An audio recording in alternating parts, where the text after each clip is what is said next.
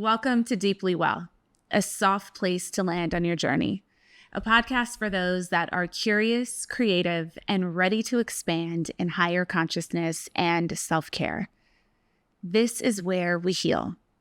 This is where we transcend. Welcome to the show. I'm Devi Brown, and this month we are focusing in the Deeply Well podcast, officially kicked off season 4.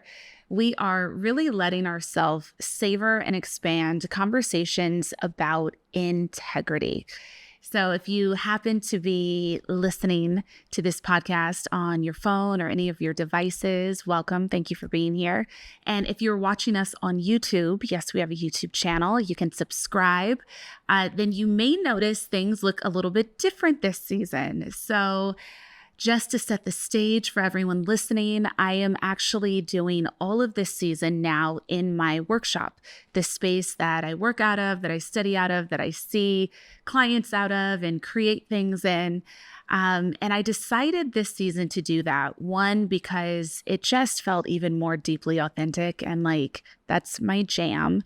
But also too, I felt like I wanted to be able to bring to life on this show things that I love bringing to life with people in this actual room, diving into concepts, going a little deeper in certain places, feeling even more at ease in conversation. And so, we're trying it out. This is always growing and evolving, but the walls are yellow. It is a beautifully sunlit day outside. It's a gorgeous day in October here in Los Angeles.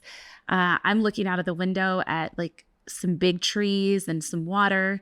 And for those that see me on camera right now, for those listening, you'll see a bookshelf, you'll see some crystals, very on brand, very expected.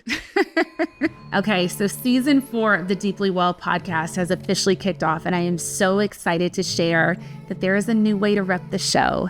We have merch. Officially for season 4, we have so many cute shirts for you and hats, and I'm so excited to share these. If you're a healer, you can rep it. If you're like me and love just saying, surprise me, God, wear a shirt. And of course, we have our Deeply Well podcast. So please enjoy. I am so excited to share this merch with you. Get everything that you love and send me all the pics. My look, as I shared in the first episode of this season that I hope you had a chance to catch up on, because I had a really special story about joy that you may receive. My intention this season, this is a very important year in life, in human history. This is a very, very meaningful, important year. And a lot changes. And I think on one plane, we're kind of looking at the political atmosphere we're in, and we know that we are on the cusp of so much of the unknown. We can't really predict or fully prepare for this kind of unknown. We don't know what's coming, but there are shifts. For those that follow astrology, like myself, devoted student, we know that we are in the cusp of coming into a new age, what would be considered the age of Aquarius, and coming out of a very, very complex Pluto transit that we'd been in since 2008. And so whether you're looking to the stars, whether you're simply looking out of the window wherever you are at and taking in, the attitudes and the feelings that we see, I think something each of us can agree on is a lot of the things happening right now are first. A lot of the things happening right now are also, I believe, really designed to get us looking at the inner nature of everything, at the inner workings of everything. We are gratefully, thank God, on the end of what's felt like this 15-year dance with performance in a way that humans have never really done, because of social media, because of celebrity worship culture that especially, became so relentless and all-consuming in the 90s and the early aughts. Like, so many things have been getting us ready for this moment. And I want to say for probably the last 10 years, something that I've been saying among friends and sometimes in interviews is I call this moment that we're in the age of authenticity. And a lot of times I would say that and people would say, what are you talking about? People are faker than ever right now. And it's like, well, everything has to come up for review for it to be useful for us. So if the belief is that everything around us is fake, or that's what we're witnessing is the fakeness and the performance of so much, the place that I first go in my mind and heart is to say, well, then that means we need to meet that with radical authenticity. We need to meet this moment with the exact opposite of everything that we are witnessing around us. We need to be counterculture. And so something that I believe so passionately in, irregardless of what your belief system is, because we all have so many and we all have so many life experiences. I believe that if you use integrity as the measuring stick, it doesn't matter what belief system you hold. It doesn't matter what life experiences you've had. It doesn't matter how different you are from others, how divided we all are. Integrity is what keeps everyone in divine alignment. Integrity is what keeps this place safe for all of us, decent for all of us, healthy for all of us, and that creates some wiggle room for differences in some core beliefs per se. But if we're operating out of true values, out of true authenticity, and we're upholding that with a foundation of integrity, I don't believe as human beings, I don't believe as partners, as lovers, as parents, as any of the roles that we play, any of the things that we are, I don't believe there really is opportunity to be violently at odds with anyone. Integrity as the baseline allows all of us to be in acceptance that we are having some shared experiences and some unique and different experiences, and we are able to have compassion and equanimity and equality irregardless of any of those things. And so my core belief is in integrity. There is very little that is more important to me than integrity, and there is almost nothing. There is nothing that is more attractive to me in another person than integrity.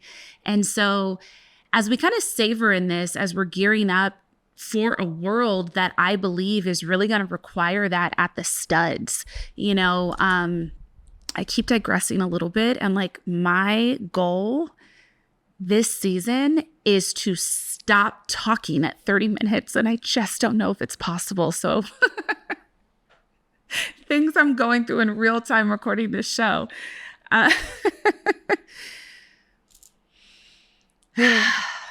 So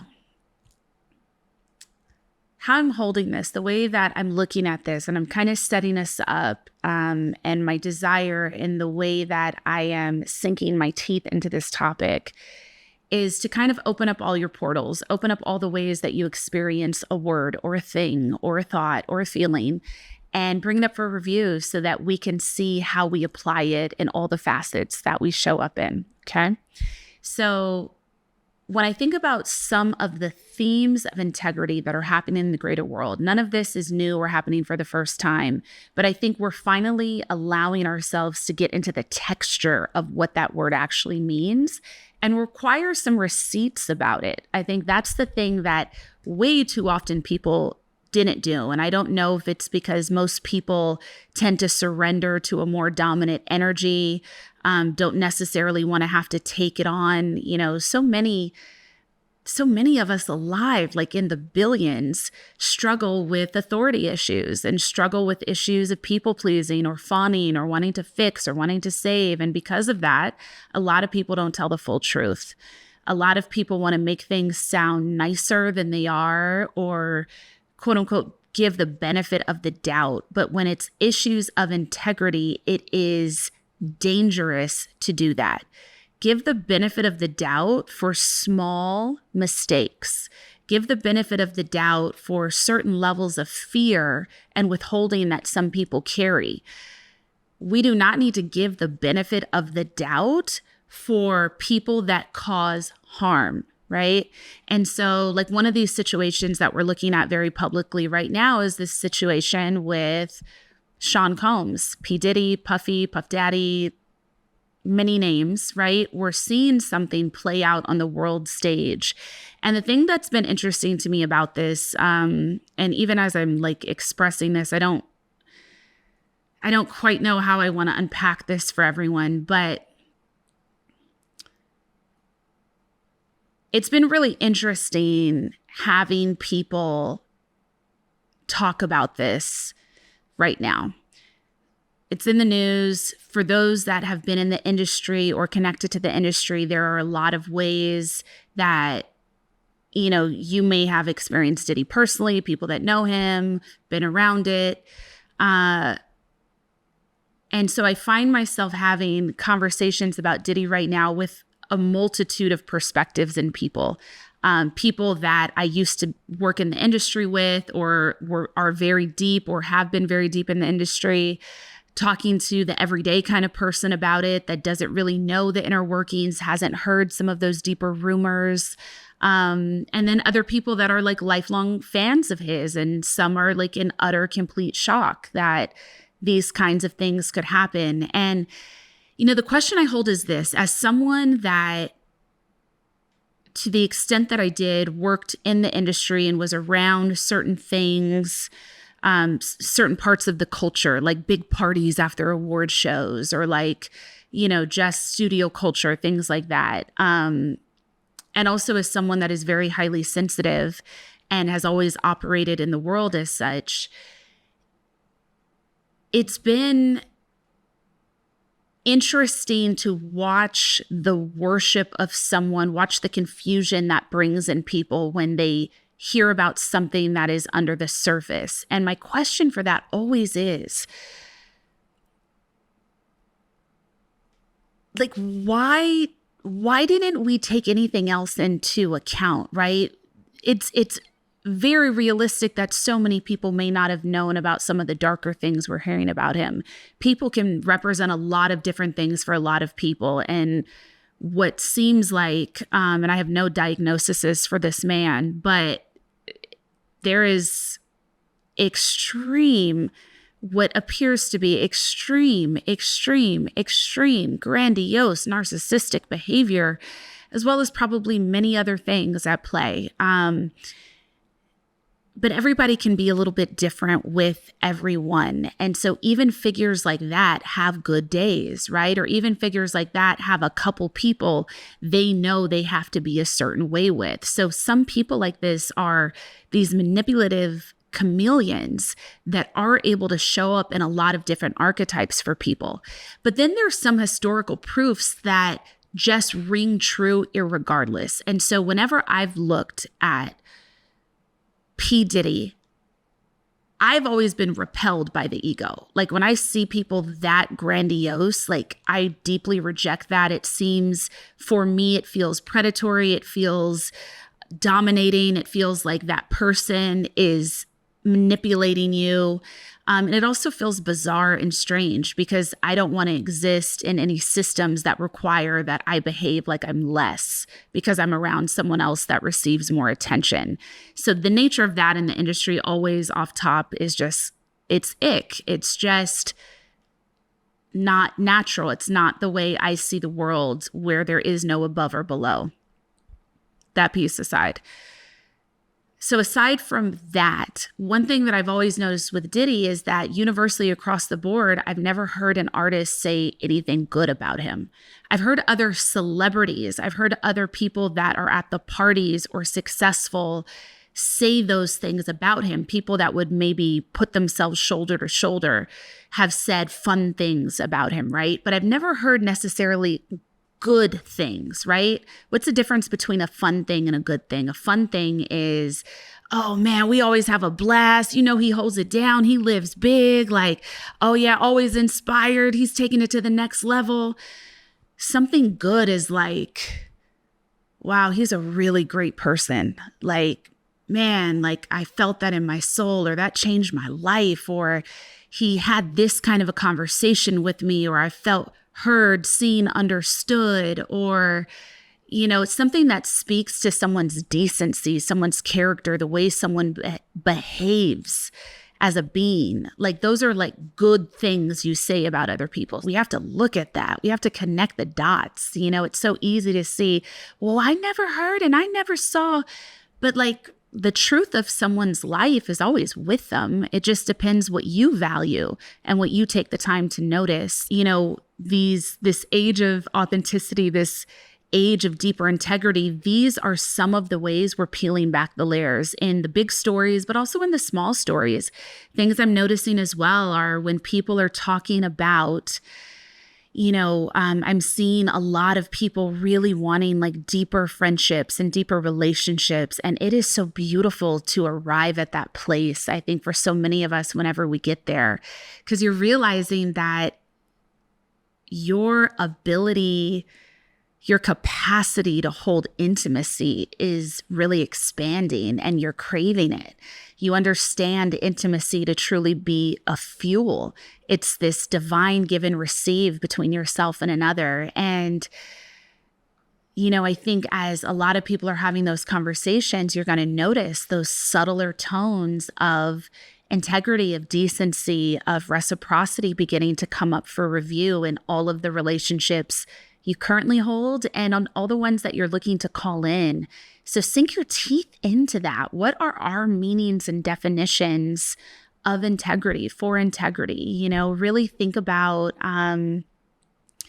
what are the qualities that someone should have as a foundation for being able to be in your life? What are the attributes of their character that are just foundational to one's life, right? Like, I think when we really kind of peel back the layers and get down to the studs, we have been requiring so little of the people that we dedicate our lives to often, without really looking to say, is this the most godly transaction? Is this what God actually wants from my life? Or is this my own ego? Is this righteousness? Am I filling a void? Do I think this connection represents or means something about me, right? Like, are you looking to be in connection with people that look big to others because you think that makes you look big too? Or are you looking to have connection with people because they have decency and inspiration moving in their veins, and there's just a safety about them, a goodness about them? No right or wrong answers, really. Like, you get to decide. It's your life. Our lives are simply the sum of our choices, of our experiences, of our decisions. And it's just important to bring things up for review at this time more than ever. In the political choices that you make, this needs to be up for review. Aside from what someone's platform is, what are their day-to-day decisions of decency, of integrity, of honor, of value? Do they move through the world with honor? Do they treat other people with respect? Do they live with self-respect?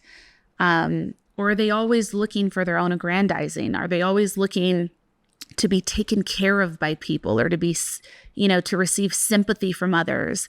Or are they here to stand up straight and do the work and lead? We have to look at that when it comes to the politics of this moment of human history. It has to matter. Anybody that we put in office has to be making choices out of integrity, because integrous choices benefit all, even if we don't always love, like, agree, or want to support them. There are going to be ways, irregardless, because we're a bunch of different kinds of people, where some people are going to have more, some people are going to have less. Some things are going to be like this, some things are going to be like that. Is that fair? No. God, no, of course not. This planet is not fair. None of our life experiences have been fair, but do they serve the greater good, at least in some way? And can we find ways where that balance does come in for us, and we are getting our share in other ways, or we're getting a little more in other ways? That's the divine dance and the balance. But when you're voting, when you are making choices that are a part of our human choices that affect all of us, each of us has to consider, is this for the greater good? And look at the full sum of choices that a person running for public office makes. You know, when I hear questions like, do you trust politicians? No, I don't trust anybody. I don't trust anyone. I trust myself. I trust my connection with God and the divine. I don't have the expectation that I have to trust everyone around me to make choices for the greater good. It's never going to happen. We've never lived on a perfect planet. God has designed very extensive spiritual curriculum for each of us. I don't have to trust politicians, but I am judging, are the majority of the choices they make consistently, do they represent integrity in the way that I understand it, in the way that I live it? So that's where I am with that. So consider this month as we unfold in even more conversations around integrity. You know, what does integrity mean for you, not just in this political landscape that we're walking into? What does integrity mean for you in your own home? What does integrity mean for you in the way you interact with others? What does integrity mean for you in your body, in your decisions, in the way that you show up and serve, in the way that you're able to hold boundaries? You know, not being able to have a lot of boundaries in your life with yourself means that in some ways it's not as honorable as many of us think it is, right? It's not like I'm so sacrificing, I'm a martyr. It's really, where are you lacking in your personal integrity? Where are you operating in fear? Where are you operating in your wounding?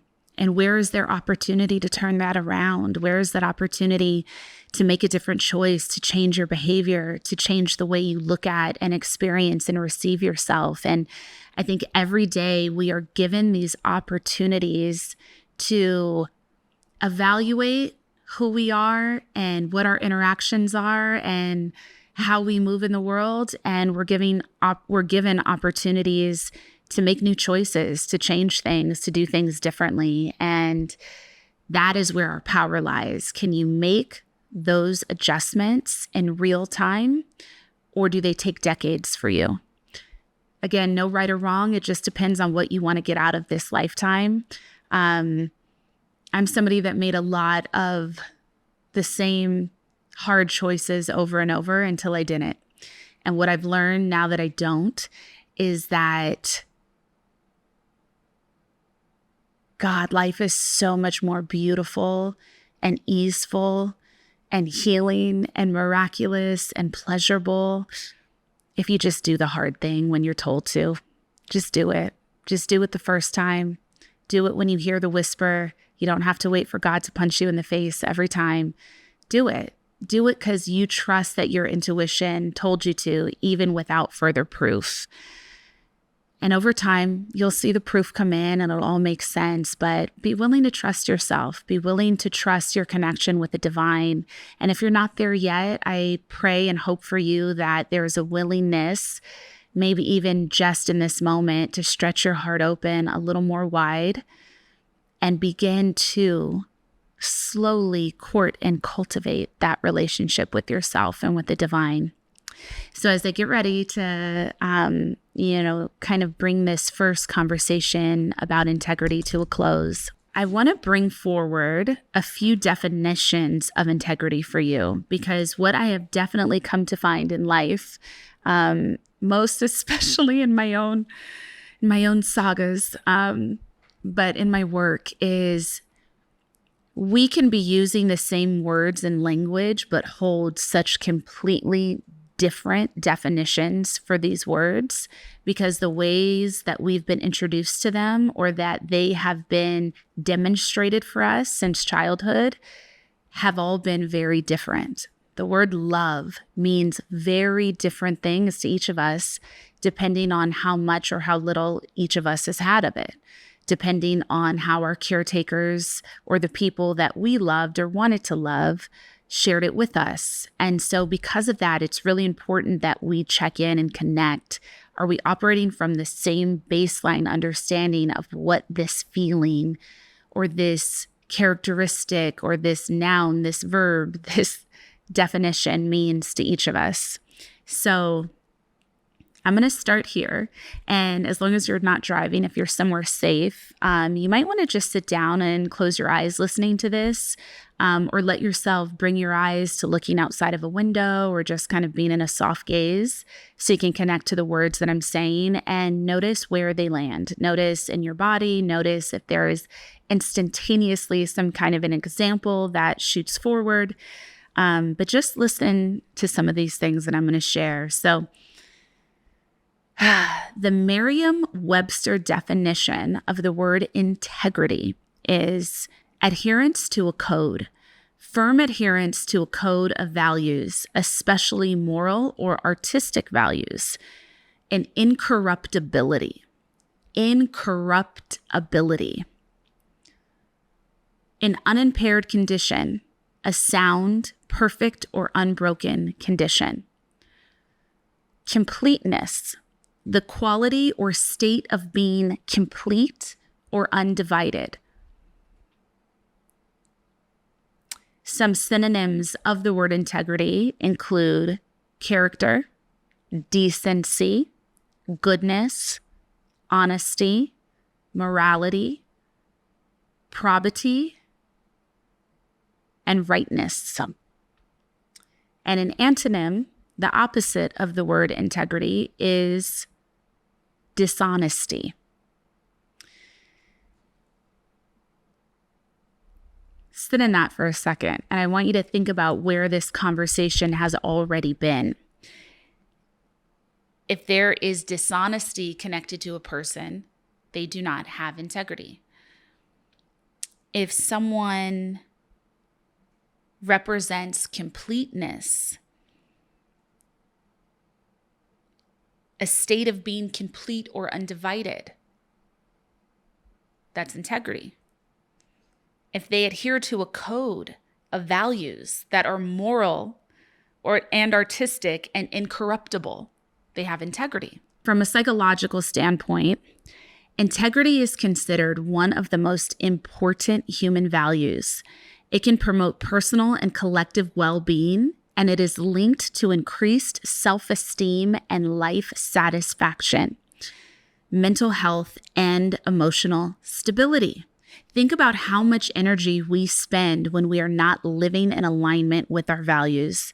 It drains us, it creates confusion, and it leads to internal conflict. Integrity, on the other hand, promotes well-being. It promotes increased self-esteem and emotional stability. Think about how much energy we spend when we are not living in alignment with our values.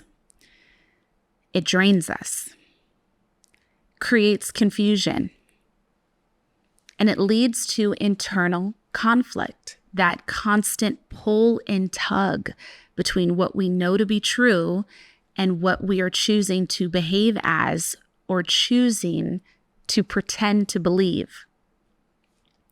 Integrity, on the other hand, innately promotes well-being, increased self-esteem, and emotional stability. Words that often accompany integrity, psychological integrity, include accountability, consistency, honesty, sensitivity, and transparency. So if someone who is in a position of leadership or domination or authority does not naturally have the ability to be accountable, consistent, honest, sensitive, and transparent, they are not operating in integrity. Now, spiritual integrity is the practice of living a life that is consistent with one's values and principles and is free of contradictions between what one says and does. It involves being honest with oneself and having a deep understanding of oneself and being willing to be authentic. So another way to look at that is, for instance, I am somebody that does this show deeply well. I am a healing practitioner and facilitator. I'm someone that works with clients and with companies in an advisory position. I'm someone that is deeply studied, meditation teacher, all these things, right? If I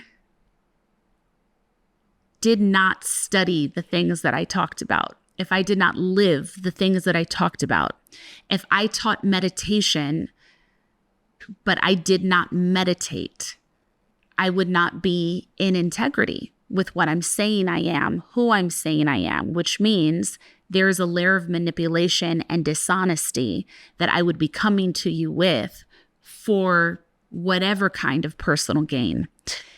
We need to look at the way we are being talked to by people, the way we are being influenced by people. We need to pay close attention to what we expect in leadership because our leaders are in paid positions.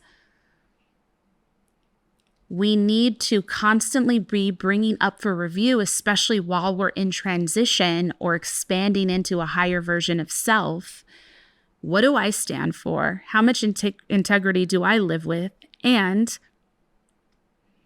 how is everyone else measuring up? Even people I really like, even people I really enjoy, even people I'm nervous around, even people I'm scared to upset, right? However you experience certain people in your life, hold this value system we've just now become really clear on up next to them and see how you really feel.